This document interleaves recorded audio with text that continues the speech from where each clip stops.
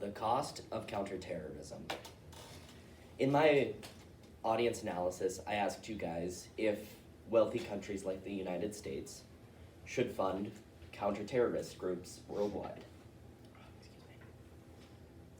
Now that answer was a little bit split between yes and no answers. Most of you didn't elaborate very much, which is kind of on me.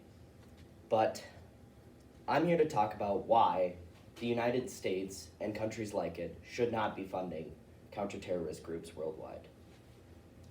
I will be talking about, first of all, the cost of funding counterterrorism, why we should be funding other things other than international counterterrorism, and looking at some opposing points to my persuasion. We'll start with Afghanistan. The United States invaded Afghanistan after the September 11th attacks. For over 20 years, the United States occupied Afghanistan. On August 30th, 2021, United States troops finally left. After 20 years, 2,000 dead Americans, and over 60,000 dead Afghans, the United States had left. Brown University estimates that the total cost of this endeavor was over $1 trillion.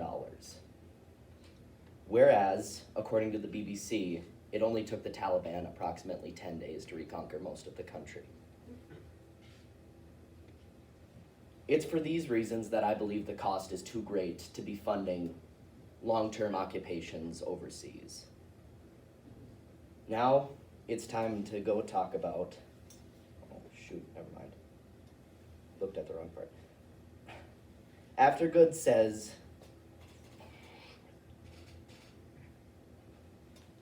Aftergood claims that from 2000 to 2021, the United States spent over $1 trillion in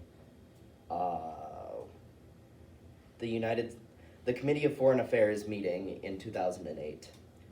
Senator McCall also explains that the cost is too great by using the point of counter-narcotics. Afghanistan is one of the largest producers of opium, which is what most pharmaceutical drugs are made out of, opioids. The United States spent over $9 billion on counter-narcotics, and still Afghanistan is the largest producer of opium. A lot of this comes from the misuse of funds. Mr. Sopko, the Special Inspector General for the Reconstruction of Afghanistan, claims in the Committee of Foreign Affairs meeting that Cigar was formed in 2008 to fight the misuse of funds. In over 12 years, they convicted 130 people of fraud and completed over 600 audits.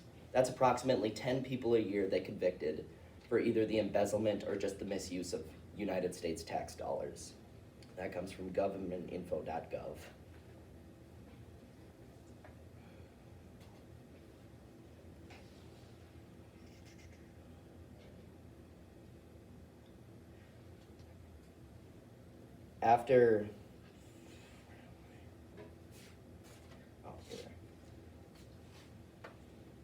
Now it's time to talk about one of the major points of why we can't be funding international terrorism, counterterrorism anymore. The answer is domestic terrorism. From 1994 to 2013, the average deaths from domestic terrorism were only about 3 people per year.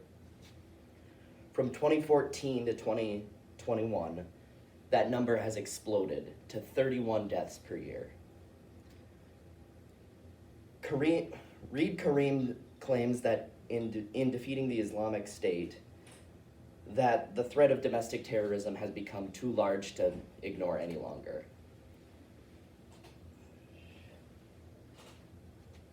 After ISIS, or the Islamic State of Greater Iraq and Syria, was defeated in 2017, the cost of funding these large international groups has also become less relevant to the United States.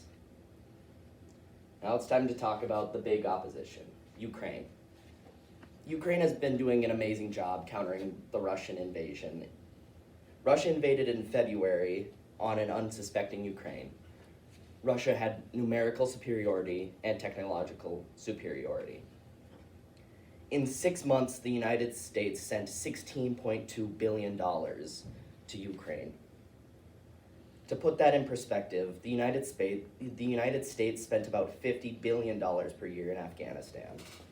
That's 32% of what we normally sent to Afghanistan in 6 months. That's without any United States troops on the ground.